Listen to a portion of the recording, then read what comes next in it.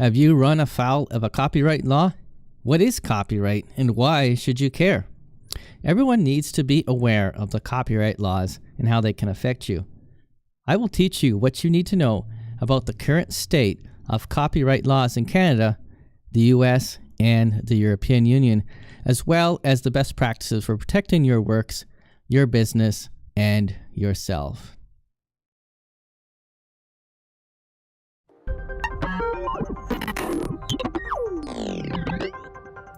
This is Media Channels, a Multemedia Corp production, bringing you information about the latest media trends, helpful tutorials, and commentary on the digital world around you. Welcome, everyone. My name is Stuart Rathje, hosting episode number 15 of the Media Channels podcast on this 14th of November, 2018. This episode, I will cover some of the copyright history, current copyright laws, the current situation in the European Union, how to protect yourself, infringement penalties, and best practices for you and your business. If this episode starts to get a little long, I will end up splitting it into 2 episodes, so let's see how this goes. And as well, before I get started, I want everyone to know that I am not a lawyer, and this podcast doesn't serve as legal advice. I'm only doing this so that you can avoid some of the common mistakes or misconceptions that people make. And for those of you who may not be aware of how copyright laws can affect you, I will start off by explaining the simple concept of it. And it is important to note as well that there is a big difference between copyright, trademark, and patents. So a copyright is an exclusive legal right given to the author of the original producer or of a work or of a technology. So this can include things such as music, paintings, prints, books, games, and other media, and so on, and so on, and so on. Trademarks, however, cover ideas such as business names, slogans, themes, which can also include logos. And finally, patents, they cover ideas and inventions such as products like the iPhone XS design, as well as things like schematics. Copyright law was first introduced in response to the printing press. Before the printing press, everyone had to write books. They had to write publications by hand. Now, this wasn't normally a problem because protecting literary works wasn't needed because more times than not, the labor involved to reproduce a book was very time-consuming and often required translation as well. Many at the time were actually illiterate, and even if you weren't illiterate, someone who needed to be skilled was required to be able to guide the reproduction.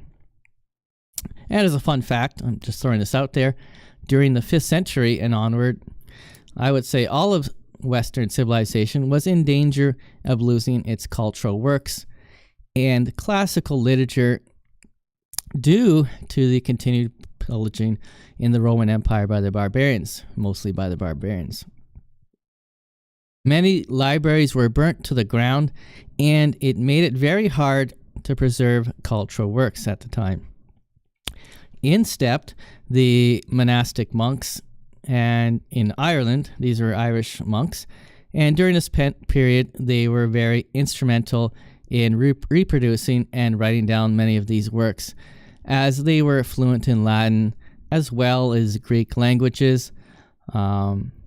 Without these dedicated souls, many of the literary works that we know today, such as Plato, would have simply been lost, or it would have been lost for a very long time and then maybe found again in some remote part of the world.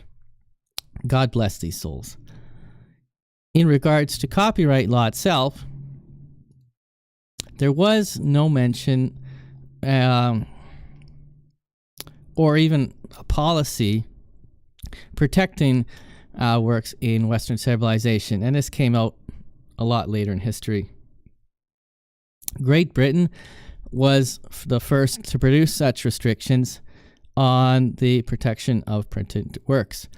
Previous protections to copyright material was under the responsibility of the Licensing of the Press Act in 1662, and then it was enforced by the Stationers Guild or Stationers Company, which was a guild of printers who had exclusive power to print.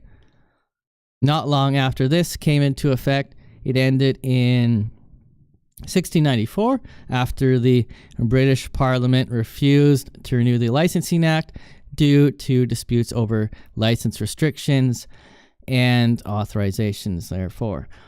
So the restriction at this time was set to 14 years before the copyright could expire, with a provision to renew at that time.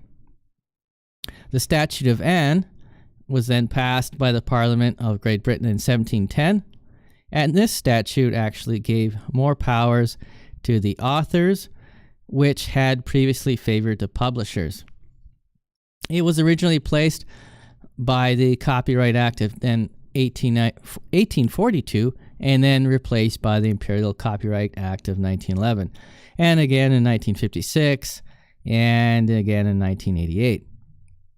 However, none of this really explains modern copyright law, and regardless of what the United Kingdom was doing prior, individual countries also had their own ideas of copyright law. Modern copyright laws in Canada and the UK and the US, they've taken on a much different path than previous laws. For instance, the Berne Convention for the Protection of Literary and Artistic Works was introduced in 1886 in Bern, Switzerland. Canada and the US have both signed the Berne Copyright Treaty and are actually obligated to include certain provisions within their own laws, which include the duration of the copyright, the economic rights of the holder, and the moral rights of the author of a copyright-protected work. Country-specific laws are then applied on top of this existing framework. Okay, Berne isn't the only international treaty either. There's also the Universal Copyright Convention of Geneva, the Universal Copyright Convention of Paris, TRIPS, which is the Agreement of Trade-Related Aspects of Intellectual Property Rights, and the WIPO Copyright Treaty. Now, you can actually look these up on the internet if you want to find out more about these specific treaties and how they interact with each other. Many countries have signed on to one or more of these treaties as well. So the dizzying amount of overlap and the laws is what makes copyright and intellectual property specific lawyers so expensive to hire, right? So if you ever have been to a lawyer, you'll know that they charge very high rates, and it's because of all the intricacies that are involved in intellectual property rights. The US, the European Union member states, and Canada, in my opinion, have some of the most strict copyright laws in the world. For instance, countries like China have very little copyright laws, and then countries like the US and now the European Union are very strict about their laws. Not necessarily enforceable, but they are strict about them. The European Union, in my opinion, has passed some of the worst copyright laws in modern history, and their most recent proposal, what's dubbed as the Mean Law, Article 11 and 13, actually seeks to have social media and sharing platforms police and filter content for copyright infringement. As it currently stands, the current liability resides with the content creator. Okay, so that would be me in this situation. But this law would seek to make the major sharing platforms liable for copyright infringement instead. So the current CEO of YouTube, Susan, has expressed very strong words regarding this copyright reform and wants YouTube creators to register their opposition to this legislation, as she believes that it would hurt smaller creators from accessing content that would otherwise be justified under the fair use category or perhaps under other licensing restrictions. I suspect, though, that she may have ulterior motives, or maybe the board of directors does, because if you think about it, it would damage Google in the long run, and it would definitely hurt their profits, because they would have to spend more money and more time policing copyright infringement, and if they do get into a case where they're liable, then they would have to fight that in court, and that would increase their costs as well. And the reason why some on the internet are calling this as well a meme ban on various social media networks is because now, if the platforms are going to be responsible for copyright infringement, they are now obligated to remove anything that even maybe slightly resembles a copyright infringement. Memes currently being the worst offender, which everybody knows what a meme is, right? It's just a photograph with text on it. Are taking somebody else's photo, slapping text on it, and just throwing it up on a social media network. I don't believe that these creators are intentionally trying to defraud or infringe on someone else's work, but they likely don't know any better, or they don't care, because essentially there is no penalty for doing so. And how would you even police it to begin with? No one really knows at this time if memes will end up falling under the fair use category, or if they may be protected as a parody, or they could be protected as original work. We're not sure where that's going to go quite yet, but time will tell anyways. And then Article 11 is also dubbed as the link tax, and this one I believe is more troublesome because Article 11 intends to get web and internet aggregators such as search engines, Google, Bing, etc., to pay publishers for including snippets or summaries of their articles on their platforms. I don't know why this happened or how in the world they came up with this crazy scheme. It's mind-boggling. But apparently, despite this, there is an exception for non-commercial uses as well. But in this day and age, I would be hard-pressed to find an internet-based system that doesn't rely on snippets or summaries of some form or another. It's just common everyday use for most people. And if this becomes the case, that this link tax ends up being what people fear it's going to be, my question is this: how are news sites supposed to operate if snippets from, let's say, the Associated Press is used in reference to an article or in a freelance journalist article? Okay, well, they have to pay a link tax there. How are search engines, how are they going to work if they can't summarize what the search is about in their listings, right? Are they just going to put the list of the websites and the company name and then not summarize what the search is about? How is that going to be good for the search engine? It's not going to make much sense. Does that mean if I want to write a blog post and quote and use a citation from another publisher as a reference, does that mean I have to pay a link tax there as well? Will I risk copyright infringement because of that? How about individuals that want to use a snippet or summary in their broadcast in a parody, so a comedy show, right? If they are commenting on what somebody said on TV, or maybe a website, I would say more website than TV, but anyways, are they going to run afoul of this law as well? And I really don't know where this is heading, but it seems that they're overreaching too far, and they've gone too far in enacting this law. There needs to be maybe some middle ground here. In my opinion, I think that the EU Parliament is a little bit incompetent. Maybe they don't understand memes, I don't know. Or maybe they don't understand links. Maybe they don't understand the internet at all. Maybe they're just coming up with some laws because who knows why. Maybe, I dare to say, that the EU is being paid off by large corporations, obviously not Google in this case. Maybe it's the entertainment industry that's funding this law, or maybe some other global interests that are trying to get these laws passed to pad their own pocketbooks. I really don't know. This is just something I'm throwing out there. And I do agree to some degree that people have to protect their work, okay? But this is going way too far.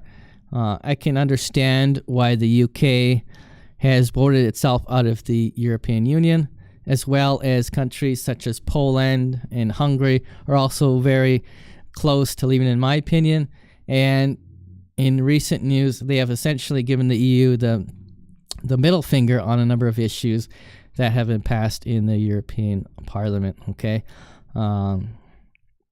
The EU seems to have an authority complex, and certain members are no longer buying into this philosophy, and it's starting to show with Brexit being the first. The EU expects to pass the final wording for these directives, and the final vote will be in January 2019. So keep in mind, though, that this directive, even though it may get its final wording in 2019, is giving its member states 2 years to rework their individual laws to align themselves with this directive. So again, back to the middle ground.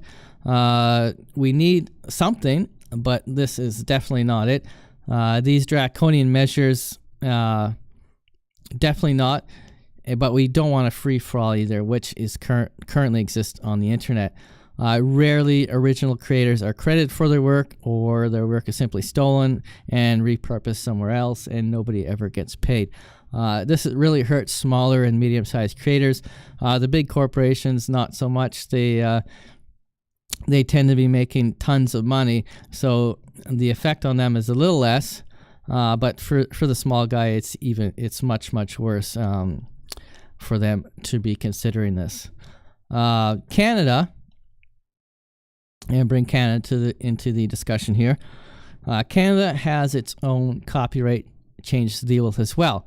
Okay, they're not bad like the EU ones. Now, on October 29th, the federal government tabled Bill C-86, which introduces changes to the Copyright Act. This bill actually has a whole ton of other stuff in there, and this was sort of tacked onto it. But basically, as a general rundown, in 2015, ISPs, internet service providers, were required to forward copyright infringement notice to its customers. So, if you have ever pirated a game, video, or audio from a sharing website, there's a good chance that you would have received one of these notices explaining that someone in your household has downloaded this movie, this game, this whatever it was, right? And in turn has reshared it. And usually this happens through peer-to-peer networks. Some of these notices included demands to pay, asking for cash settlements, and threatening them with legal penalties as well. The good news for Canadians is that Bill C-86 will read to include the words, "A notice of claimed infringement shall not contain an offer to settle the claimed infringement, the request or demand made in relation to the claimed infringement, for payment or for personal information. A reference, including by the way of hyperlink, to such an offer, request or demand, and any other information that be prescribed by regulation." Basically, this means that it will be unlawful to send extortion letters to families who are watching pirated TV shows on their Kodi box or other media streaming service. Let's be honest, though. I mean, we're all guilty of it. The average person has been guilty of it since, who knows, the beginning of the copyright infringement. Does anyone remember the copyright battle that was going on in the 80s over cassette tapes? Everyone, including myself at the time, would borrow a friend's cassette tape. Let's say I went to a music store, bought a tape, and I give it to my friend. They would turn around and copy it with a dual tape cassette deck, right? And we've all been there. Anyone who's over a certain age will know what a cassette deck is. This also applied to duplicating books, computer games that were on those big floppy disks, 5 1/4 floppy disks that you would have seen on, let's say, the Commodore 64 and the early IBM PCs. Later, it was on CDs, and then it was on DVDs. There's copyright protections. This has been going on for a long time. It just keeps piling on. The pirates will find ways around the copyright protections, and then they'll create new laws and new protections, and they'll get around. It's just never-ending cycle. But the interesting thing about all of this is that I've never heard of anyone being sued for copyright infringement because they Xeroxed the page out of a manual or an encyclopedia. And technically, that would be considered copyright infringement as well, but nobody's going to go after them for that reason. And my question is, if the copyright laws keep going the way they're doing around the world, should we start locking up teachers and kids and other researchers because they Xerox something? I don't think so. It just seems ridiculous. But the way things are going, we don't know. It may end up that way someday. But there's some things about copyright that you should know as well. Copyright laws, they don't actually protect ideas. They don't protect facts. They don't protect historical information or products, okay? So consequently, product designs are protected by patents. It is the expression of ideas and creativity that is protected.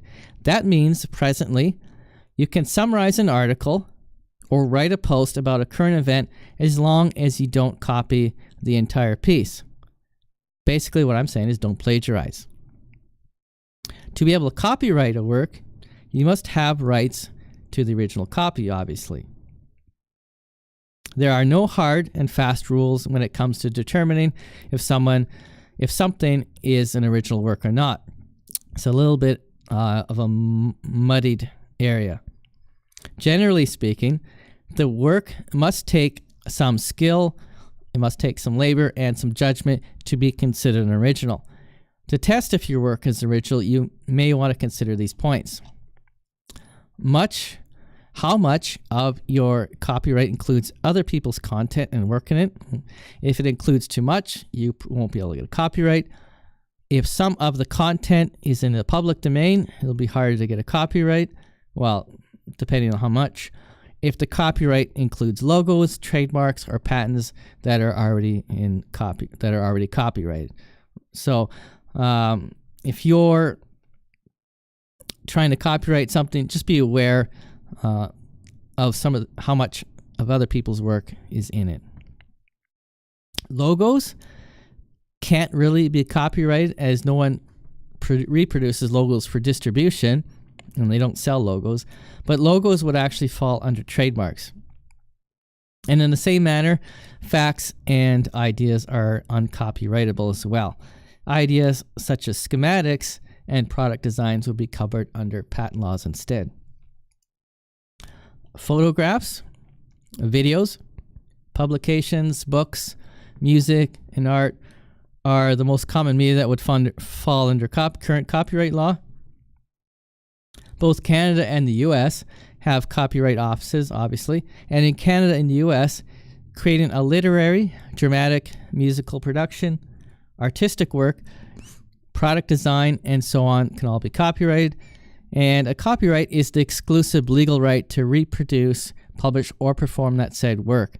The original creator could be an individual or an organization. In my case, it'd be organization. But if you're a freelancer, it'd be the individual. You don't actually have to register your creation with a copyright office in your country. It is automatically copyrighted even without using the copyright symbol. and this applies to most countries. What registering does, however, is give you more legal leeway and proof that your original work is yours. So if somebody creates something 10 years down the road and it turns out to be yours, you will have registered this before. You will have a good legal leg to stand on in that situation. Your copyright exists for the duration of your life, plus 50 years following your death. And again, this applies to most countries. And after that time, it will fall into the public domain. And the public domain itself is creations that are free to use by anyone. So unless someone in your family or their heir has not picked up the rights to use the work, it is free. It is free to use for everybody. For example, in my last podcast, I used the Telltale Heart because it was in the public domain, and I don't have to pay royalties or worry about copyrights on it. This brings me to my next point, which is what consists of copyright infringement, and this applies to many countries. Copying the work. So this is a list of things that are considered copyright infringement. Okay, so this is my list. Copying the work in any way that you haven't paid for or not licensed to use, and this includes illegally downloading games, music, photos, videos, books, etc. Issuing copies of the work to the public, for example, peer-to-peer sharing networks such as Napster, LimeWire, BitTorrent, etc. This also translates to physical media, such as news publications, newspapers, photographs, CDs, DVDs, and so on and so on. Renting and lending copies or works to the public would be a copyright infringement as well. Performing, showing, or playing the work in public. This includes showing movies in a public setting, playing unlicensed music at a public performance, and so on. Broadcasting the work via electronic transmissions via the internet, TV, radio, and so on would be copyright infringement if you don't have licensing rights to it. Making an adaptation of the work, for example, changing the work a little bit and then claiming it as your own. This is very common on Facebook. You will see if you subscribe to any viral web pages, or not web pages, Facebook pages that are doing like fail videos and whatnot. Oftentimes you'll see a lot of these videos are actually just straight stolen from YouTube, uploaded to their page, and then their watermark is sitting on top of it, right? This would be a copyright infringement. And some more specific examples of copyright infringement are downloading music and videos without paying for them, recording movies in the theater and then watching them again or showing them to your friends, uploading it to a website, using someone else's photo in your blog that you haven't paid for or licensed, copying software code that you haven't paid for, or actually just strictly copying software code and not using it for yourself and giving it to somebody else, or using it on another computer, creating videos with unlicensed music, copying books, blogs, podcasts, and so on and so on, copying content from another website for your own, basically plagiarization. All these are specific copyright infringements. There's some good news, however, which is there's a thing called incidental inclusion, and this is actually not copyright infringement. Now, what I mean by this is that music, posters, snippets, TV ads that might be in the background, if these things are in the background of one of your works, or a glimpse of that is in your work, it could be considered incidental inclusion because it was not included deliberately. This would generally apply only to video, radio, and podcasts, news programs, and so on, and not necessarily to print media. But as an example of this, if I went to New York and I did a video log of my journeys in New York City, and I happened to walk by someone playing at a live concert, I wouldn't be held liable as it wasn't the intention of my recording. If I just walked by it and the music was playing in the background. And I'm not going to be taking video of the concert. But if I decide to go to that concert and then intentionally record the music and then make a YouTube video of the concert without proper permission, then yes, I would be liable for copyright infringement. However, I do realize some of these types of situations can be open to interpretation. So sometimes people will get into trouble and they don't think they should be in trouble. Sometimes you have to talk to a professional if it gets to that situation. Some other things is, what can you actually do if you run afoul of a copyright infringement in Canada? I'm going to stick to Canadian laws for this podcast. I don't want to get too deep and heavy into the U.S. stuff because that's a whole other can of worms. Things in Canada, you could receive a cease and desist letter. You could also receive a statement of claim, which is basically a letter with a deadline that you need to respond to. If you receive one of these, you have two options. When this happens, you can either refute the copyright claim or simply cease and desist, right? If you decide to refute the claim because you believe that the work is not eligible for copyright, you may be able to refute it because the copyright has since expired 50 years after the death of the creator's work, or possibly the work was intentionally placed in the public domain. Perhaps the plaintiff also never owned the work to begin with. Those would be valid things you could dispute. It may also be that the copyright claim is only a part of the work. So if you're including 10 seconds of a video in your podcast or something, you may be able to squeeze by there. That might fall under fair use, and fair use is kind of a legal gray area. But fair use is allowable for the purposes of doing research, private study, education, parody, satire, criticism, and for news and reporting. So news and reporting, the obvious one, because they wouldn't be able to report the news otherwise.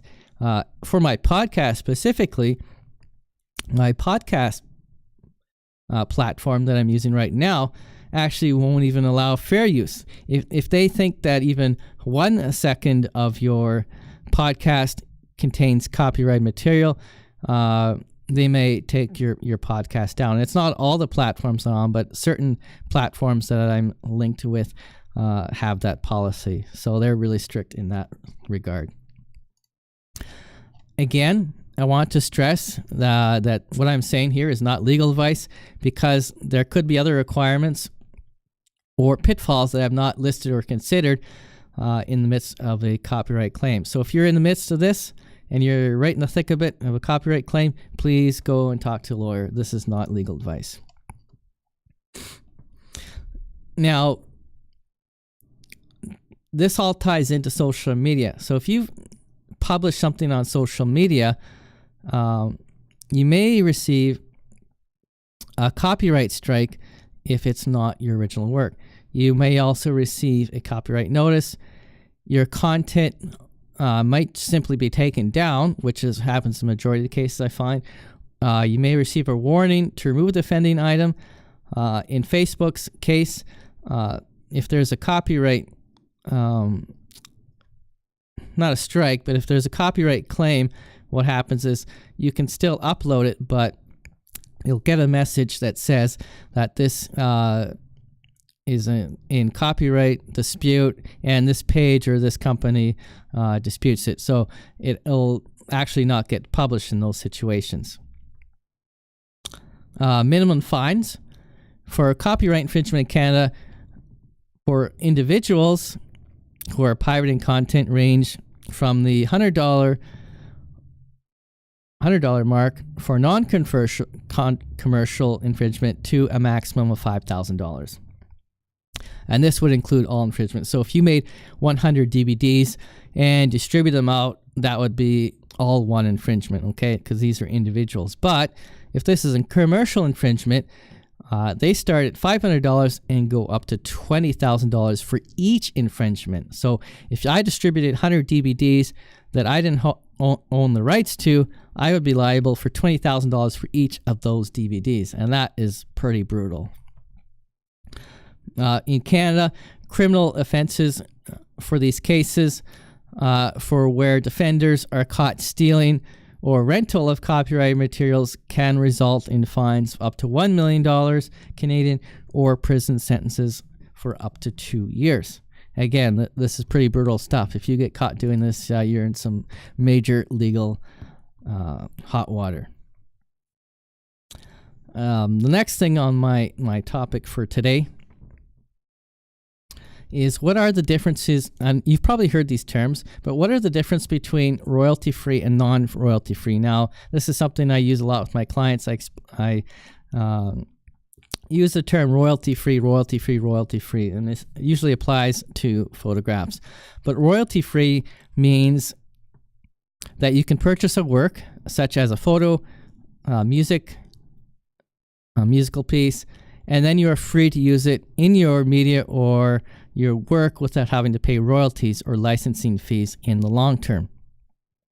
Non-royalty free works work in the opposite. To use the work, you must first purchase the license, and then you also have to pay royalties to the owner of the copyright depending on the use case and the volume. These royalties go to the publishers, artists, and the production companies. For instance, if you decide to make a movie that included popular music, you would have to pay royalties on the number of movies you sold or the number of screenings that you had done. And I know this for a fact because my previous partner in this company still owns royalties to music that was created in the late 70s and 80s. And he's still, I don't know how much he's receiving royalties, but he does still receive royalties on this. And after a while, these royalty claims do expire. But if you do keep up on them, it is considered an income and you can still claim royalties on something that was created 30 years ago. And this is how these companies make their money. Another interesting tidbit that may be helpful to my clients or maybe people who are not even my clients. Did you know that you can't copyright an entire website?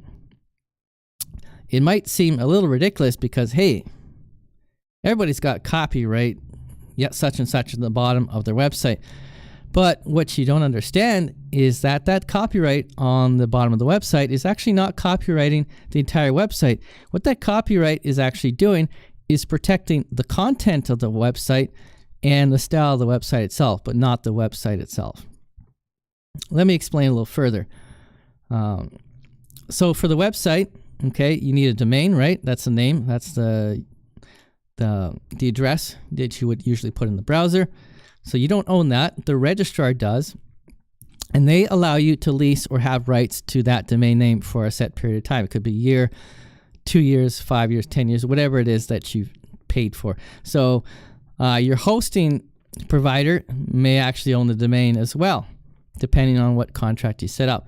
So if you have a dispute, having a trademark will be helpful in this situation. There was a situation in my hometown here in Thunder Bay about maybe 10, 12 years ago where a business owner had registered the name thunderbay.com or thunderbay.ca, and it had nothing to do with the city per se, but his local business. So the city wanted that name for themselves, right? thunderbay.ca. Okay, so the city didn't have much legal ground to stand on. I believe it was 3 or 4 years before the business owner finally agreed to give up thunderbay.ca and thunderbay.com to the city so they could use it for their own website. Even though it's a government organization, a municipal organization, they didn't have a lot of legal leeway in that regard. So again, you don't own it, the registrar owns it, and they license it out to whoever individual, first come, first served basis. So if you're starting a business or you're going to register a domain, it's probably not a good idea to go blabbing to everyone and go searching to see if that domain is registered or not without using a reputable source, because people will do that. They'll go, and if they find out that you want a domain, they'll go register it and then jack up the price. So if you really want it, then what else are you going to do? You also don't own the code on the website. Okay, this may be surprising to a lot of people. Most of the code on the website is owned by companies such as WordPress. Okay, WordPress being the most popular CMS out there right now. Third-party plugins. Okay, many websites don't run without third-party plugins. This could be SEO plugins. It could be a coming soon plugin. It could be a security plugin. I mean, it could be anything, okay? You don't own that. The company who made the plugin owns that. They've only given you rights to use that plugin, okay? So you don't own that. So if they decide to take it down and do whatever, you have basically no recourse there. The company who produced the web server who runs the web server, the server software, okay, you don't own that either. Without that, your website is useless. I mean, I guess technically you could run it on your local computer, but who else is going to see it at that point, right? And sometimes the web developer. So if you're getting a website designed, there's a good chance that the web developer owns that code as well. Now, if you're with GoDaddy or one of these organizations, they certainly will own everything about the website. They're only giving you access to the website to use for your company, even though it's your name and your content. Well, the content is probably still owned by you, but for the website itself, they would own it, and they can do whatever they want, and they can take it down and do whatever they want. They don't have to provide you copies. Now, if you want to own that aspect of your website, you would have to make an agreement with the company to say that, yes, I own the style. I want rights to move it to another platform if I want to, et cetera, et cetera. So you may have control over the website, but you don't actually own it. By the same token, you don't own the database. Okay, most websites, not all websites, but most websites run a database, and you would only own the content of the database, assuming that you wrote it yourself or the company you work for wrote it yourself. The database itself, you wouldn't own. You don't own the images, okay? Again, this might be surprising to some people. So you don't own the images unless you took the images yourself or the company has given you rights to those images outright. You don't own, so for instance, if I design a website for someone and I use royalty-free images, the company where I got the images from would still own the image. All they've done is give you an exclusive right to use the image in whatever way that you want. So you can't go ahead and resell that image for a profit, but you can use it in your print publications and the website, podcast, whatever, right? That they give you license to use it in that way. But you could pay a photographer, take the images, and then, pay the photographer to buy the photographs outright. Now, most photographers don't worry about that. They'll just give the photos over. But if you're worried about owning the images, you'll have to talk to the photographer in that case and make sure that you have exclusive rights, but not only the exclusive rights, but that they transfer the ownership to you. And that's usually done in an agreement or a contract. One thing you do, however, own about the website is, now assuming, depending on the web developer, like GoDaddy, it wouldn't be the case, but for the smaller designers, you would own the finished assembled work, and this should be in the agreement or the contract that you would sign. For instance, pretend that I had gone out and purchased 1,000 parts because I want to build a car.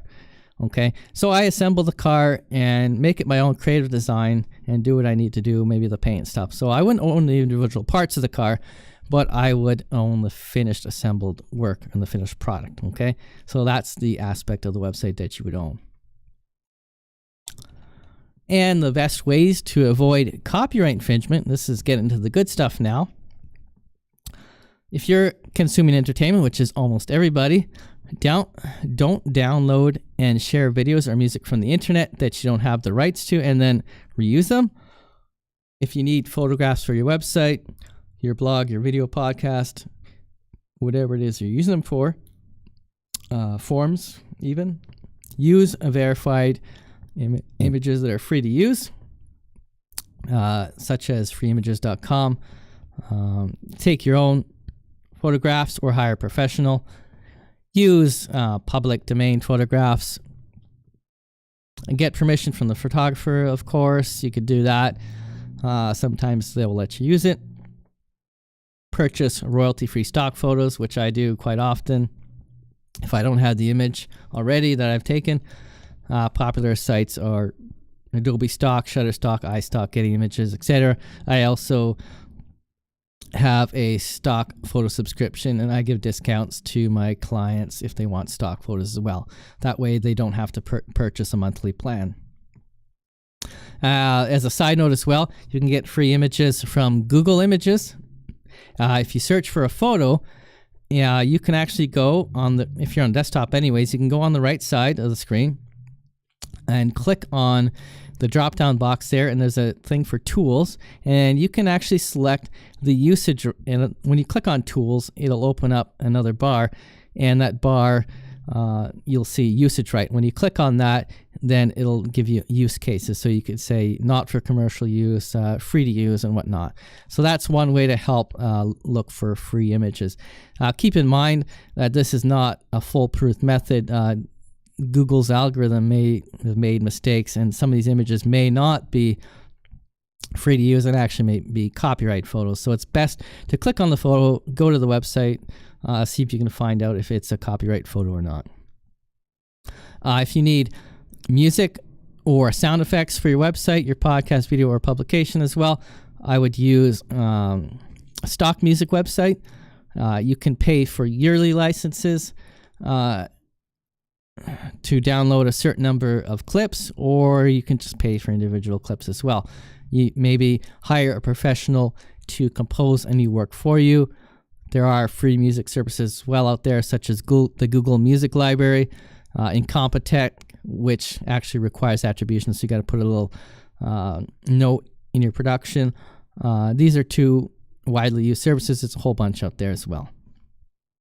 If you need content or copy for your website, blog, or production, you can pay a copywriter, and this is not to be confused with the term of this podcast, but copyright as in writing content. You can also write your own copy and then have a copy editor go over it to check for spelling, grammar, and whatnot. That's probably what most people want to do, but if you're not a good writer, then it may be better to pay somebody to write the copy for you. That way you're not going to run into legal issues down the road. For another instance is if you want to play music at an event, such as what a DJ does, perhaps show a movie in a public setting, play live music, use music in your conference, or even play a CD at a retail store, maybe over your music system, you will need to get permission first from the publisher or the songwriter to use it in those instances, and usually there's licensing fees involved. For movies, you should request a site license for that viewing, and for music, you can get a blanket or single licenses from major rights organizations. And there are actually companies in the States that will sell you plans, and they have tons and tons of music that you can license from those organizations, and they hold the publication rights to them. So you're not searching for every little artist out there to see if you can use their work. And also, depending on the production, you may have to research as well for the smaller music productions who that organization is to make sure that you're going to be properly licensed. For software, make sure that you've paid for it or you have a licensing plan in place. So, for instance, Office 365 is a monthly plan for Microsoft Office, or you could buy the full version. If it's freeware, okay, free to use, okay, they expect you to copy it, right? Be sure as well not to use other people's work in your printed media. So if I print out a flyer, it's probably not a good idea to include other people's work in there without a license or permission to use it. When sharing videos or photos on social media, try to share the original author's post rather than a post, if possible. I know that's pretty hard to do because some of these posts are just reshared so many times you can't find the original author, but if you can do so, it just helps the original author as well. And if you're unsure if a work is copyrighted, I would say err on the side of caution and assume that it has a copyright until you can verify that it's either in the public domain or is free to use. I would say stick to reputable websites that are known for protecting creators' copyrighted material in those situations. Some other tips, and this is specific to content creators, how to protect your own works from being stolen. Okay, now there's no foolproof method for this, but there are some things you do to can deter people from stealing your works. The first would be, if it's visual media, obviously include a watermark and copyright symbol on it, whether it could be in the credits.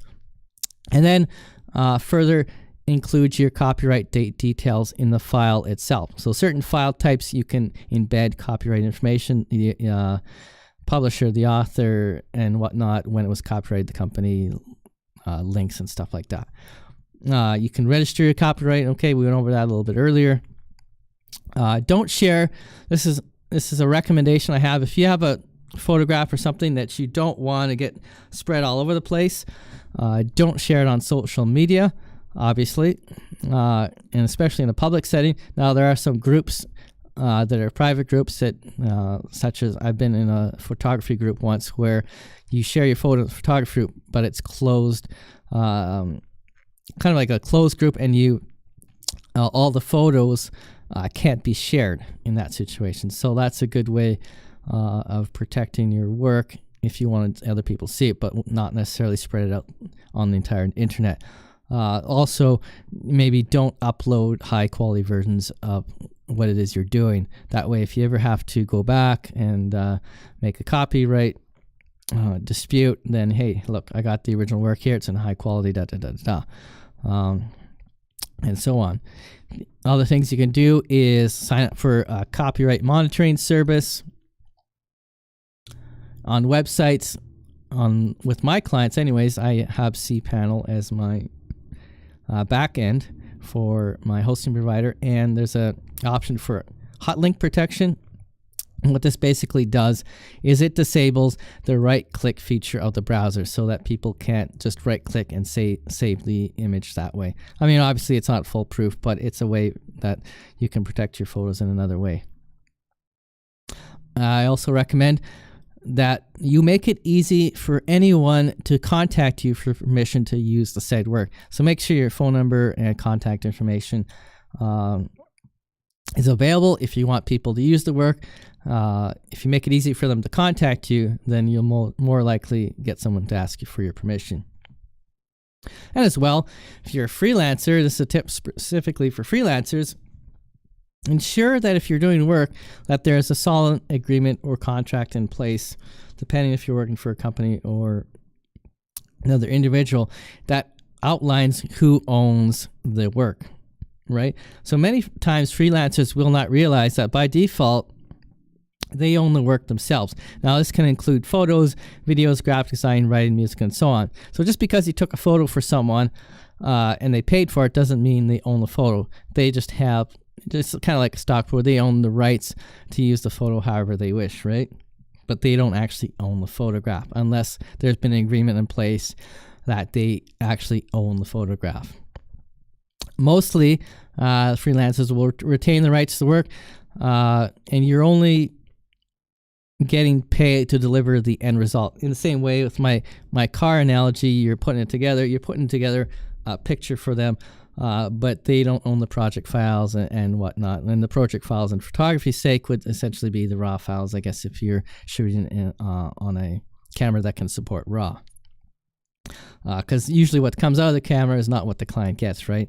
So you have to do color correction, you have to do this and that to make the photo a little nicer looking. Companies may disagree with you on a lot of these times because they don't understand the laws. If you're going to do work for a company and you're doing the photography, make sure that there's a contract or something in place to outline this. They may disagree with you, but if you have a solid contract in place saying who owns the work, who owns the rights to the work, you're paying me for the final product. You're not paying me for the ownership, right? So make sure that's in writing. And just make sure as well that the agreement is in place before you do the actual work. I mean, that's pretty much a no-brainer. And all in all, I could keep going on and on and on about this topic. It's very fast, and to me, overall, it seems that copyright laws are getting more tight and draconian in nature, and not for the right reasons. I find it's getting increasingly hard to do anything any longer without fear of copyright infringement, and the likely reason is due to the explosion of internet-based media. This wasn't a huge deal 20 years ago, but since the advent of the internet, it's getting easier and easier to share stuff around the world. Also, it's because traditional media companies are struggling a lot more than they used to with declining revenues. Now, this could be big corporate entities, or it could be the smaller guys like me, or even freelancers who are taking photographs and people are sharing them without credit. This is all contributing to this, the way the laws are heading in this current time. As well, there may be some, institutions out there. I'm not going to name names or anything, but there may be some institutions out there who are very greedy, and they might be promoting these laws so they can line their own products at the expense of everybody else. So you could make an argument for that, but I don't know about specifics in this particular case. And the way the laws are going as well, there's just something that just popped in my head. With libraries, libraries have kind of been, one of those sort of gray area things for a long time. They can lend out books and whatnot. But if the laws keep going the way they are, I wonder if they're not going to become under more scrutiny from copyright owners as well. Because I can go to a library and rent a DVD or a video. I can take out a book. Libraries, they need to have their own protections in place as well. But if the laws keep going the way they are, perhaps down the road, they may not even have access to these materials and not be able to lend them out. So what's going to happen to the libraries? So I'd like to know your thoughts on this particular matter, and maybe anything else that I had said in this podcast. If you do, just leave it in the comments, and I will certainly get back to you on that. And this wraps up this episode of the Media Channels podcast. It was a bit longer than normal, I know. We'll still see if I split it up into two or not. We'll see after I go through the editing. But I want to thank you anyways for watching or listening. And if you want to ask me a question, please do so in the comments. To view or listen to more of these podcasts, like our Facebook page, subscribe to our YouTube channel using the watermark in the bottom right corner, or follow me on Twitter.